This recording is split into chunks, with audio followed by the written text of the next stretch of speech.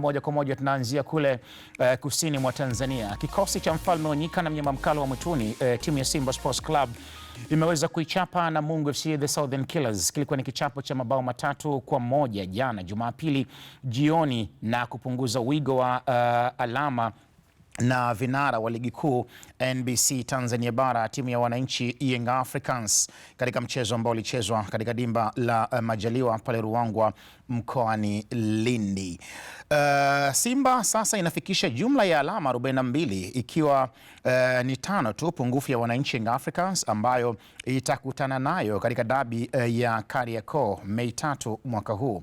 Magoli ya Mfalme Onyika na mnyama mkali wa mwituni Simba Sports Club yalifungwa na Libase Gay, Anise Oura pamoja na Eli Mpanzu, huku lile la kufutia machozi kwa wauaji wa kusini The Southern Killers likifungwa na Heritier Ebeneza Makambo kwa mkwaju wa penalty.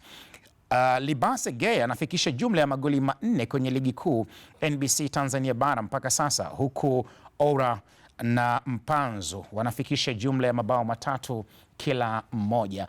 Binadamu tumeumbwa na kusahau, walau kwa uchache tukajikumbushe kwanza namna ambavyo magoli ya Simba yalivyopatikana na lile la Namungo la kufutia machozi. Tazama apeweza kucheza Anise Oura, anaingiza cross ndani, unaondoshwa na Faki. Anawahi tena Anise Oura. Anise aingiza cross nyingine kwa Selemani Mwalimu kwenda kuondosha Anton Mligo. Libase!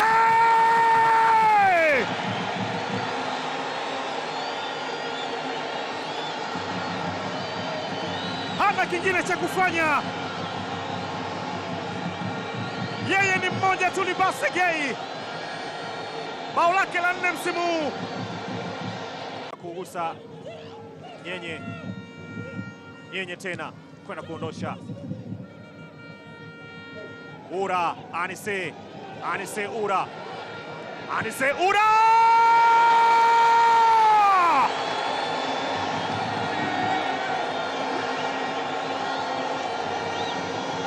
Wafanye nini tena Simba?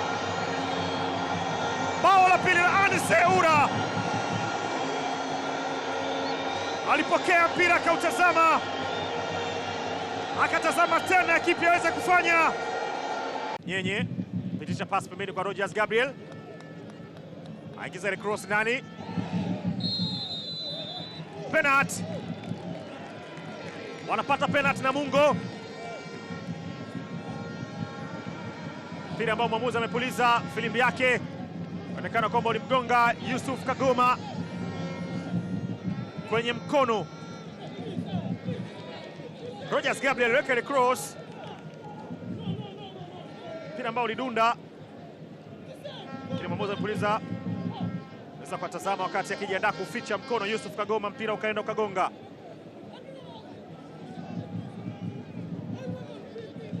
Heritier Makambo tayari ameshaushika mpira na kwenda kuutenga, lakini Shomari akijaribu kuelekeza kwamba alikuwa ameficha mikono.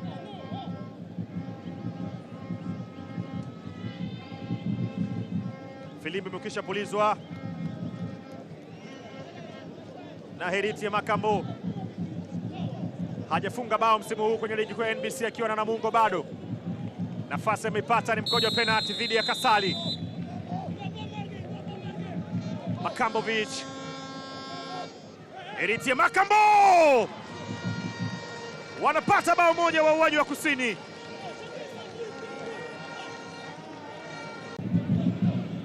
Derek Eli Oura anampa tena Eli Mpanzu. Eli analazimisha mwenyewe. Eli Mpanzu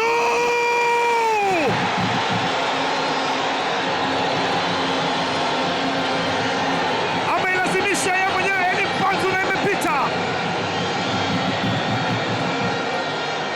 kwenda kuwapa hai mashabiki wa Simba. Eli Mpanzu kibisa, wala mambo anayofanya kwa Wakongo si kitu cha kushangaa, kwenda kukata maenu. Eli Mpanzu aliyelazimisha yeye mwenyewe. Moja kati ya mabao mazuri kwelikweli ambayo yanafungwa na Eli Mpanzu Kibisawala, bao la 3 Msumali wa tatu akifunga Elie Mpanzu Kibisawala, na imekuwa ni kama vile msumari wa mashua kama sio msumari wa jahazi uliokwenda kugongwa kwenye ubua. Kinga mkono, Simba imechomoza na ushindi wa magoli 3-0. Kiwango cha Simba kwenye mechi ya jana dhidi ya Namungo FC kilikuwa ni kiwango cha namna gani? Simba wameendelea kucheza kwa kiwango chao ambacho kwa siku za hivi karibuni labda naiangalia Simba kwa sababu ambaye anabeba rhythm ya Simba ndio ni Chama. Sasa Chama amepoteza kasi kidogo.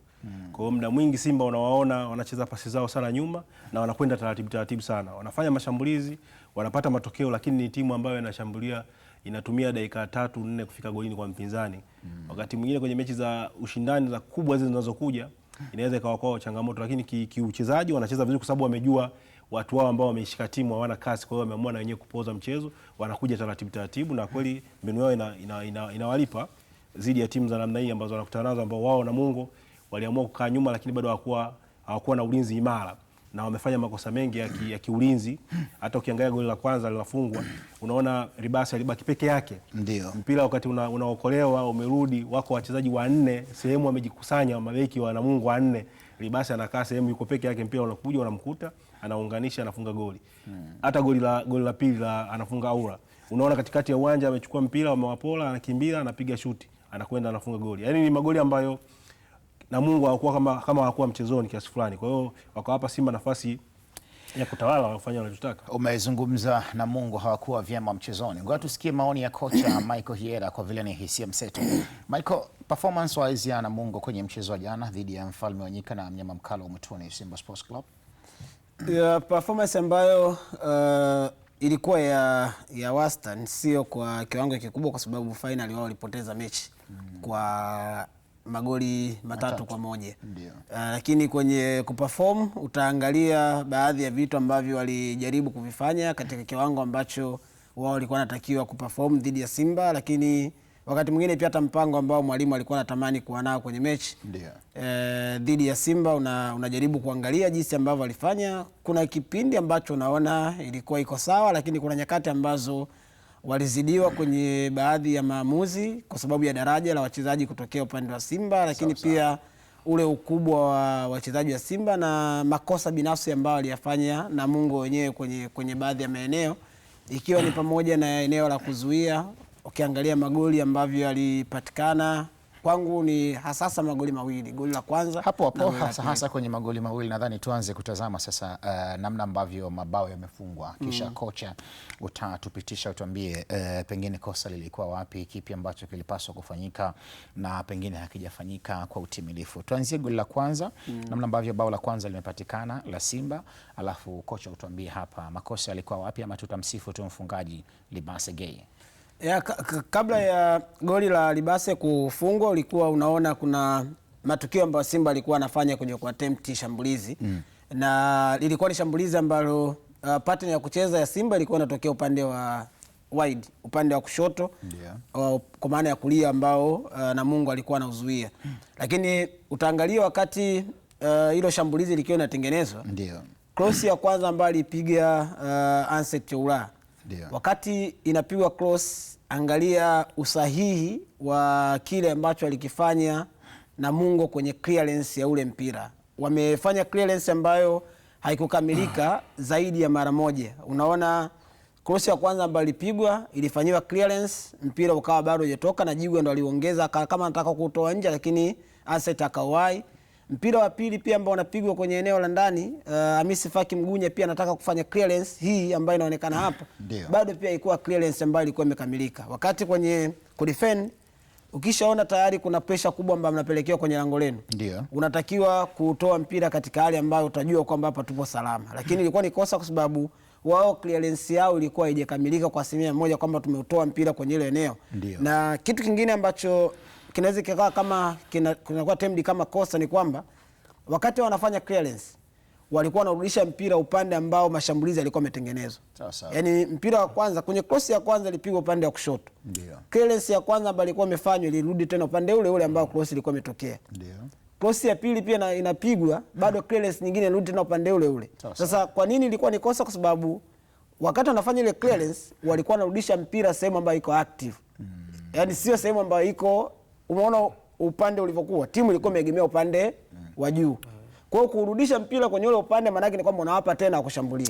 Lakini wangekuwa labda ameamua kutoa ule mpira kwenye clearance wa uhamishe upande mwingine wa kushoto kwa wao walivyokuwa wanazuia, ingekuwa rahisi kwa sababu ulikuwa ni upande ambao wachezaji wengi wa Simba hawakuwa kwenye ile upande. Wengi walikuwa kwenye upande ambao kwenye clearance walikuwa wanawapa tena waje washambulie. Sawa, kocha wa mpira Michael Hiera. Lakini kuna bao la pili ambalo tumeona Simba wamepata baada ya Anise Ura kutoka katikati ya mduara kama nipendavyo kusema mimi. Katikati ya mduara Anise Ura anakokota mpira, anavunja mstari wa katikati, anakuja kuvunja mstari wa pili, anakwenda kuwafikia mpaka mabeki na mabeki wanapitwa. Mlinda mlango naye anakwenda kujiweka rehani, lakini sivyo bahati anafungwa goli ambalo kwa hakika huwezi kudhani kama linaweza likawa ni goli jepesi kwa kiwango kile. Kwako Andrea Kinga Mkono, hebu tuambie namna ambavyo umeona safu ya ulinzi, lakini namna ambavyo Anise Ura amechomoka eneo la katikati ya mduara na anakwenda anavunja line mbili mpaka anakwenda kufunga. Kwangu mimi naona Namungo alikosea kwamba wakati ule mpira wao ndio walikuwa wanaokoa ule mpira, wanataka kufanya mashambulizi. Bahati mbaya ulivyopigwa ule mpira kuna kiungo sio Loemba aligonga kichwa ukarudi kwa upande wa pili. Yule ambaye alikuwa katikati kiungo ambaye alikuwa na Aura, yeye alishindwa kumzuia. Alitaka kushindana naye nguvu akashindwa. Alivyodondoka hakukuwa na mwingine ambaye alikuja kwanza, maana wewe uliodondoka alipaswa kuamka aanze kwa yeye wa kwanza. Hapa ni katikati ya uwanja. Unaona aliingia mtu. Unaona mtu kwa mtu pale anakimbia yeye kama vile sio sehemu ya mchezo. Unaona, na ukiangalia uwanja wa Majaliwa kwa namna alivyochomoka sasa, au uwanja mdogo, mbona kafika haraka? Hamna, kwa sababu tu kasi ya mchezo na pale kulikuwa ni kwenye zile ambazo sio mbali sana na nani, kwenye kabla 35 kutoka pale alipokuwa. Kwa hiyo mpira wakati umerudi pale, yeye yule alivyogeuka, yule aliyosukuma kwanza aliondoka. Sawa, yule akapotea. Kuna mwingine alikuwa anakuja midfield, alishindwa kuongeza kasi kwenda kumbuguzi kwamba asipate huo uhuru wa kuendelea kukimbia. Na wale wa mbele yake waliokuwa mbele yake na wenyewe wakawa wanarudi nyuma baada ya kusogea kuhakikisha kwamba huyu bwana asije. Ona hapo mpira, unaona? Yule kadondoka.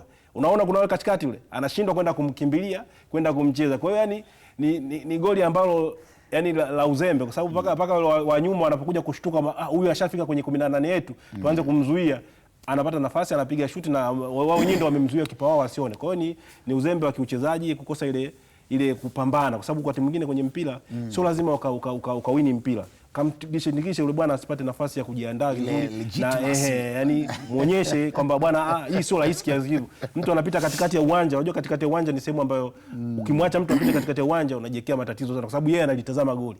Ndicho alichokifanya. Kwa hiyo tunawalaumu walinzi na safu ya kiungo wote hawakutimiza wajibu wao. Pale unaweza kosa lianzia kwenye eneo la hao viungo wawili. Yes. Kwa sababu namba 50 nani anaitwa nani yule? Kiswanya. Wakati timu inazuia, kitu ambacho pengine Mgunda alikuwa anatamani kukiona mara nyingi ni kumuona Hamisi Alifa Nyenye pamoja na Kiswanya wakiwa wanatunza eneo la midfield. Sawa. Sasa utampongeza Anset kwa sababu yeye alifanikiwa kuwavunja wote wawili kwa wakati mmoja. Yaani ukiangalia kwenye ile tukio unaona kwamba baada ya ule mpira kurudishwa tena kwenye upande wa Namungo, kosa ambalo alifanya Hamisi Alifa Nyenye huyo ni kujikomiti. Yaani alienda mazima kama alivyo kwenye kublock ule mpira alafu akaukosa. Kwa hiyo kitendo kuna wachezaji wa Namungo wana jog, baada ya Anset kuonyesha ile hali ya kupambana, baada ya Anset kufanikiwa kumbit Hamisi Alifa Nyenye kwenye ile tukio ambalo yeye alienda kwa attempt hapo kupata mpira. Angalia wanavyo wachezaji wa Namungo. Mtu ambaye alikuwa anatakiwa kureact kwa haraka alikuwa ni Abdul Karim Kiswanya, ambaye yeye ndo alikuwa anatakiwa kumsaidia mwenzake kwamba sisi wote situpo hapa chini. Kwa hiyo ukifanya kosa mimi ndo nakuwa mtu wa kwanza kwenye reaction. Kwa hiyo mtu ambaye alikuwa anatakiwa kureact wa kwanza alikuwa ni Kiswanya, ambaye ndo unamwona kwenye ile tukio alikuwa na jog. Kwenye ile safu ya ulinzi mimi naweza nisiwalaumu sana kwa sababu sisi Waswahili tunasema alikuwa anakimbia matiti, ule mwendo wa kukimbia taratibu. Yes, pengine hakujua kama kuna hatari kubwa ambayo ilikuwa inatokea pale. Waliamini wanyuma wake watamsaidia. Lakini ukiangalia ule mstari wa ulinzi, unaona walinzi walikuwa kwenye shape ya watu wanne. Sawa, sio mbaya. Yaani namba ya walinzi ilikuwa ni watu wanne kwenye mstari. mtu wa kwanza ambaye alikuwa anataka kwenda kucharge, unaona naye pia kwanza alidelay akasubiria line ikae sawa, alafu ndo akaenda kucharge. Sasa wakati anaenda kucharge tayari Ansett alikuwa ameshafanya maamuzi kwamba anaenda kushoot na akafanikiwa. Ni bao la pili la Simba Sports Club, lakini miongoni mwa matukio ambayo yaliibua minong'ono mikubwa sana kwenye mchezo jana pamoja na penalty ambayo walipata Namungo FC katika mchezo huo. Tutazame tukio lenyewe kwanza la penalty, namna ambavyo limetokea, lakini pia tuangalie mazingira ya mpigaji wa penalty alivyokwenda kupiga ule mkwaju wa penalty. Karibu sana Andrea Kinga Mkono. Tukio lenyewe na penalty ni kama vile Simba walionekana dhahiri kuto kuridhishwa na maamuzi ya muamuzi wakati akiwemo nahodha Shomari Salum Kapombe, lakini pia kama ambavyo wanaonekana baadhi ya wachezaji hapo. Cletus Chama naye alimfuata muamuzi akamwambia mtu paka ameficha na mikono. Macho yako ya nyama Andrea Kinga Mkono yametazama vipi tukio hili, na kwako binafsi unasemaje, ilistahili kuwa penalty ama la? Kwanza, kulalamika kwa mchezaji siku zote haijalishi kama hilo ni tukio ni halali au si halali. Mchezaji siku zote ni mlalamishi tu, hawezi kukubali, hasa tukiwa anajua kama anakuja kupigwa penalty. Hawezi kukubali hata kama ni penalty ni halali, atakataa. Kwa hiyo kwa Simba, kwanza mwenyewe Kagoma ile tukio lilipomkuta alibaki anashangaa. Umeona pamoja kwamba ule mpira mimi kwa jicho langu nilivyotazama ulianza kwanza kugonga kwenye paja, ndo baadaye katika jitihada zake za kuficha kuja kumgonga kwenye mkono. Ndio. Kwa hiyo mwamuzi wakati mwingine naye alikuwa na jicho lake, sababu yeye alikuwa karibu zaidi. Lakini Kagoma unamuona hakuwa na nia ya moja kwa moja kucheza ule mpira. Unajua kuna mtu anaweza kusema ana nia, lakini hakuwa na nia moja kwa moja kucheza ule mpira kwa mkono. Lakini kwa sababu mwamuzi aliamua, ni kweli ilikuwa penalty, lakini kwangu niko na penalty, wanasemaga penalty rahisi kwamba nyepesi. Nyepesi, penalty nyepesi, kwamba yani mazingira yake hayakuwa sana ya kuonyesha kwamba hii ni penalty ya kinamna hiyo. Kwa hiyo ndio maana muona hata wachezaji wa Simba wenyewe kila mmoja alikuwa amepigwa na butwa, na hata wachezaji wa Namungo wenyewe na wenyewe walikuwa wamenyamaza kwa sababu wamemwacha maamuzi, kwa sababu maamuzi ndio wameamua. Kwa hiyo kimazingira kila pande ilikuwa naona kama mazingira yenyewe hayakuwa yale sana ya kuonyesha kwamba hili tukio kweli ni penalty, lakini kama vile mazingira Mwanambiji. Kwa hiyo nadhani hicho ndicho kilichofanya hii tukio lionekana. Na Kagoma unajua alibaki ameduaa muda wote akufanya chochote. Aliwaacha wenzake ndo akaongea, na aliongea Kapombe na naona na Luemba kidogo alijaribu kuzungumza. Lakini mwisho wa siku kwa sababu tayari ishatolewa hukumu, lazima itekelezwe. Na nafikiri Kagoma alikuwa na hisia kama za kwangu. Kishakuwa penalty, umeamua kwenye mazingira kama yale, hata ukienda ukizungumza utapoteza muda wako. Zaidi utapata kadi ya njano. Sababu utapanic afu utapata kadi ya njano. Michael, pengine nayo na fikra tofauti na hiki ambacho kimejitokeza kwenye tukio la penalty ambao Namungo alipata na Makambo akafunga. Nafikiri ni tukio ambalo Kinga Mkono amelisemea vizuri kwamba ilikuwa ni cross ambayo ukiangalia wakati Jigwa anaipiga mtu ambaye alikuwa anamkusudia ni wale ambao walikuwa wanaenda kushambulia, akiwemo Eltema kama ambaye alikuwa nyuma ya Yusuf Kagoma. Lakini ukiangalia tukio ambalo Kagoma alifanya ndilo ambalo lilihukumiwa kuwa ni penalty, utaangalia kwenye vitu viwili. Position ya mikono ya Kagoma ilikuwa kwenye eneo gani na nini ambacho Kagoma alikikusudia kukifanya kwenye lile tukio. Position ya mikono ya Kagoma ilikuwa inakuonesha kwamba hataki kuhusika kwenye lile tukio, kwa maana ya kuzuia mpira usifike kwenye destiny yake kwa kutumia kiungo ambacho hakistahili kwenye mwili wake, kwa maana ya mikono yake. Ndio maana naona reaction yake ya kwanza ambayo alikuwa ameifanya ni kuirudisha mikono eneo la nyuma kwenye mwili wake ili mpira utakapofika usiguse kwenye mwili wake. Lakini cha pili ambacho nakiona kwenye lile tukio ilikuwa ni mpira wa haraka sana ambao ulikuwa umedunda mbele yake, then umekuja kugonga kwenye paja afu umegusa kwenye mkono. Sasa utajaribu kuangalia kwamba kwenye uharaka wa mpira kwa kiasi kile kwamba mpira umetoka kwenye goti afu bado pia mchezaji ameiweka mikono yake nyuma na bado mwamuzi ameamua kwamba ni pigo la penalty, pengine alikuwa ameoverlook kwenye ile tukio akaamua kwamba inatakiwa kuwa ni penalty kwa sababu mpira ulikuwa umezuiwa kutoka kwenda kwenye eneo ambalo lilikuwa ni destiny yake, kwa maana ya washambuliaji wa Namungo. Mwamuzi akaamua hivyo kwa sababu alikuwa ni view ya mara moja, akapata hiyo view kwamba hii ni tukio la penalty. Lakini ukiangalia unaweza kuona kwamba Yusuf Kagoma akuwa deliberate kuweka ule mpira mikono yake pale kwa ajili ya kuzuia shambulizi ambalo Namungo alikuwa amelitengeneza. Inawezekana hata mwenyewe akiangalia kwa mara ya pili ya tatu anaweza kugundua kwamba pengine sikustahili kufanya maamuzi haya, lakini kwa sababu ilikuwa ni tukio la mara moja, kwamba mimi naamua hapa. Hao ambao wataongea kesho na kesho kutwa watakuwa wanaongea kwa sababu wamepata advantage ya kuangalia zaidi ya mara moja. Sawa sawa, na wakati mwingine makosa ya kibinadamu ndio ukamilifu wa mwanadamu. Tuliangalia pia bao la 3 la Simba Sports Club ambalo limefungwa na Elim Panzu Kibisawala na kuifanya Simba ikaondoka na karamu ya magoli 3 na pointi zao 3. Kwenye bao la Elim Panzu nikianza na Andrea Kinga Mkono, kwako wewe una kipi cha kusema? Linataka kufanana na goli ambalo limefungwa na Anise Ura. Ni kama vile Mpanzu alianzia mbali alafu baadaye akaenda akashoot na mguu wake wa kushoto mlinda mlango ambaye alikuwa amesogea na isivyo bahati akajikuta amepotea maboya. Kwanza namsifu Mpanzu kwa sababu aliingia kutoka bench na amekuja kuonyesha kitu cha tofauti, na hata goli alilolifunga unaona ni goli la juhudi binafsi, yani ni kuendelea kujiamini kwake kunaonekana kunaongezeka sasa, kwa sababu ule mpira ulikuwa unaonekana uko katikati ya goli, lakini yeye akajaribu kuuhamisha, naona akawaacha wale mabeki wote wakiwa upande wamejaa katikati, yeye akahama kabisa kutoka pale katikati akaingia pembeni, na wale mabeki akashindwa kwenda naye kwa kasi yake. Akapiga shuti zuri ambalo amefunga goli moja magoli bora kabisa ambayo amefungwa katika wiki hii, na hili miongoni mwao, kwa sababu ule uwezo wa kupiga mpira kutoka huku kuhamisha upande mwingine, na kwa sababu kipa alikuwa amesogea na timing zake zikawa mbovu akashindwa kuugusa mpira ukaenda ukaja wavuni. Kwa hiyo kwangu Mpanzu alitumia vizuri nafasi yake, uwezo wake binafsi, na akatumia yale madhaifu ya kiulinzi ya wachezaji wa Namungo, kwa sababu siku zote kwenye box mara nyingi mtu anajaribu uwe karibu na mshambuliaji, usimpe nafasi ya kukimbia na kupiga mashuti, lakini yeye Mpanzu alivuta hatua ya kwanza, akavuta ya pili, afu akaongeza mpira kwa speed, akawazidi kasi. Kwa hiyo ni sehemu ya udhaifu wa kiulinzi ambao jana Namungo alikuwa nao, Mpanzu akafaidika nao na Simba imefaidika vile mpata pointi 3. Michael Yera, unasemaje kwenye bao la Elim Panzu? Goli ambalo limefungwa kwa combination pass ambazo zimechezwa na Simba kuanzia kwenye build up ambayo alikuwa anaitengeneza Lucien Deluk kwenye nyakati ambazo Simba mara nyingi kwenye mechi ambazo wanaruhusiwa ama wapinzani wanaruhusu kufanya build up, Lucien anasogea sana kwenye lile eneo, na ilikuwa hivyo pia kwenye ile goli kwa sababu Lucien alikuwa amesogea kwenye mstari wa katikati kabisa. Unaona alikuwa ametoka kwenye ile zone ya kuzuia, amefika kwenye eneo la midfield ambapo yeye alikuwa anatakiwa kuact kama sehemu ya watu ambao wanaanzisha mashambulizi. Lakini utaangalia jinsi ambavyo Simba combine zile pasi kwa haraka kwenye lile tukio, hapakuwa na sehemu ambayo mpira ulidelay kwa sekunde nyingi zaidi, kwa sababu yale ni maeneo ambayo ukikutana na wapinzani ambao wanareact kwa haraka, ukidelay na mpira kwa sekunde chache unakuta mpira sio tena sehemu yenu kwenye umiliki.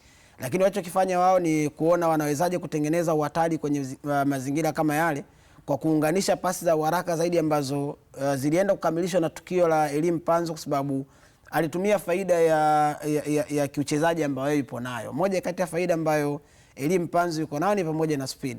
Anajua kwamba mimi naweza nikakimbia kwa spidi kubwa kuliko walinzi wengi ambao watakuwa wanaweza akamkimbiza, na amefanya hivyo katika nyakati kadhaa akiwa na Simba Sports Club, hata huko alikotoka pia.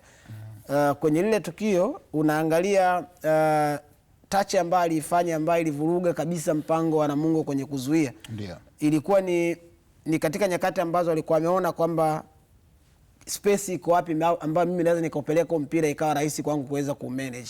Sawa. Kwenye matukio ya mpira nasema kuna nyakati ambazo unatakiwa kuwa na ball management na kuna wakati unatakiwa kuwa na space management. Alichokifanya yeye, kwa sababu mpira ulikuwa tayari upo kwao, alikuwa anajaribu kuona ni space ipi ambayo iko huru kwa mimi kuweza kuiendea na kupata urahisi wa kwenda kushambulia. Unaona hata jinsi ambavyo alireact mlinzi wa Namungo Hussein Kazi, alikuwa anaona kwamba mpira unaweza kuweka kwenye ile sehemu, na yeye alikuwa amekaa half turn hivi, ikawa rahisi kwake kwenda kuact kwamba naweza nikafika pale, lakini kwa sababu Elim Panzu alikuwa amemanage vizuri ile space ambayo nikiweka mpira pale itakuwa ngumu kwake hata akifanyaje kufika pale, hataweza kufika. Na kwa sababu mimi na speed, maana yake nitakuwa kwanza pia kufikia mpira wangu ambao mimi nimefanya setting. Kwa hiyo ilikuwa ni moja kati ya magoli ambayo unamuona yeye alikuwa anajua kwamba hapa nikiweka mpira kwenye space hii haitakuwa rahisi kwa huyu kuweza kufika, kwa sababu nimesha scan na kuona kwamba hili ndio eneo ambalo mimi natakiwa kwenda kutumia kama faida, na kweli akafanya hivyo. Kwenye kuscore kwa maana ya kushoot, golikipa alifanya vizuri kujaribu kupunguza, tunasema kupunguza ukubwa wa goli. Sio kama unakata miamba unaisogeza, lakini wewe mwenyewe tu ukisogea mbele unamnyima mpigaji uhuru wa kuliona goli kwa ukubwa wake. Baada ya kusogea mbele, nasema kwenye mazingira kama yale, mara nyingi kunakuwa na ule mwamba wa kwanza na mwamba wa pili. Ndio. Anavyokuachia kwenye mwamba wa pili, anaamini kwamba mimi kule naweza nikadive na nikautoa ule mpira. Sawa sawa. Kwenye mwamba wa kwanza hapa inakuwa kwamba tayari mimi nikunyima uhuru wewe kupiga hapa, sababu sitaweza kuinama hapa na kutoa mpira. Kwa hiyo Elie Mpanzu pia tutamsifia kwamba naye aliangalia kwamba sawa, umenipa ugumu kwa sababu umepunguza goli, lakini mimi bado naweza nikakufunga kwenye mazingira, na akashuti na akapata goli ambalo inaonekana pia ni goli zuri katika siku ya jana.